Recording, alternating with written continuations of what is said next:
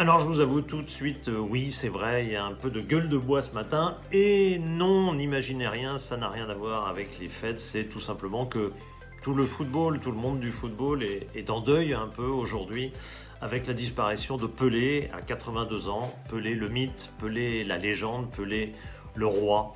Et je vais essayer de vous montrer que tout cela n'était pas usurpé malgré, comme toujours, quelques personnes qui veulent à tout prix nuancer ou réexpliquer le monde vu d'aujourd'hui. Première nuance qui est souvent apportée, mais le football à l'époque c'était facile, il y avait beaucoup plus de buts, c'était beaucoup plus ouvert, etc. Alors vrai sur le nombre de buts, faux sur c'était plus facile.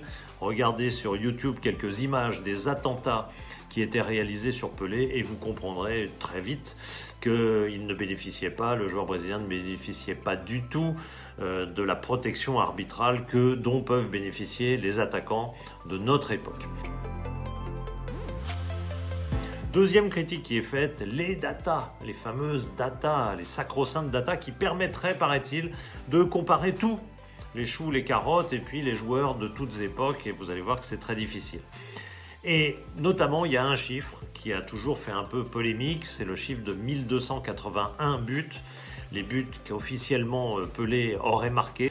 Et c'est vrai, il est usurpé dans le sens où il inclut en fait des tas de matchs amicaux parce que c'était la première grande star mondiale du football, Pelé, à partir notamment des Coupes du Monde, des deux Coupes du Monde qu'il a gagnées, 58 et 62.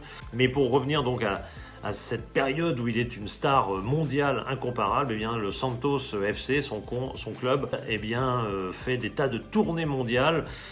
Santos va jouer en France. Mon ami Philippe Goubet a pu marquer un but de la tête. En plus, le petit Goubet marqué de la tête avec Bordeaux contre Santos. Il y avait eu un match d'une entente Saint-Étienne-Marseille, les deux grands clubs de l'époque, du côté de Colombes contre Santos. Santos est allé en Afrique, par exemple, en 1967. Santos a fait une tournée de 5 pays. Ils ont joué au Zaïre à l'époque, en Côte d'Ivoire et dans 3 autres pays africains. Bref, Pelé a fait des tas de matchs dans lesquels il a marqué beaucoup de buts. Et ces buts-là, c'est vrai, par rapport aux statistiques de notre époque, par rapport aux attaquants de maintenant, ne doivent pas être comptés. Et du coup, il y a eu une étude qui a été réalisée et qui a rétabli le vrai nombre de buts de Pelé, qui est de 767. Et c'est déjà pas mal, parce que si on compte son début de carrière, il commence à 15 ans à Santos, à 16 ans il est en sélection nationale déjà, et Pelé va connaître en gros jusqu'à 25 ans, jusqu'à 1965, c'est des années entre 50 et 75 buts, c'est phénoménal évidemment. Et puis après, ça baisse un peu, parce que l'usure, sans doute. Et puis, il y a une ressucée, si j'ose dire, en 69, où il remarque pas loin de 50 buts. Et 70, bien sûr, c'est l'apothéose avec cette 3e Coupe du Monde au Mexique, où il est tout à fait exceptionnel. Mais c'est un peu le début d'une décrue, parce que Pelé, tout simplement, était déjà à 30 ans, il était déjà à 15 ans de carrière, un peu d'usure. Et après, les chiffres vont s'atténuer. Et il va donc arriver à 767 buts à l'arrivée, ce qui est quand même absolument monstrueux. Alors, ces titres, parce que évidemment l'autre aspect sur lequel on l'attaque, c'est les titres. Comment comparer avec des joueurs qui aujourd'hui jouent la Ligue des Champions et autres, qui jouent énormément de matchs? C'est difficilement comparable. Songez qu'à l'époque, il n'y a même pas de championnat du Brésil.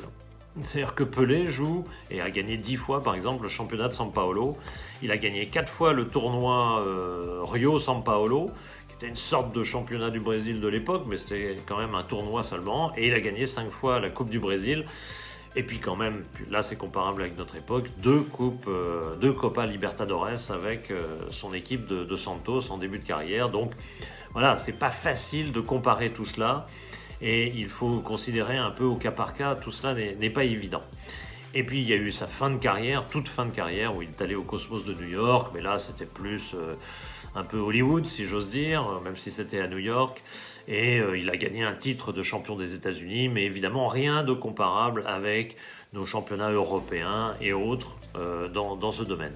Mais si vous voulez vraiment prendre conscience de ce que représentait Pelé, de la modernité qu'il a représentée quand il a déboulé comme ça devant la planète foot en 1958, cette technique incroyable, cette puissance physique aussi qu'il dégageait, eh bien regardez YouTube, regardez par exemple un film qui est remarquablement fait, c'est pas de moi donc je peux en faire la publicité, Pelé Did It Before, Pelé l'a fait avant, où il est comparé geste par geste à ce qu'on fait ensuite, mais 10 ans, 20 ans, 30 ans, 40 ans plus tard, des Cruyff, des Maradona, des Zidane.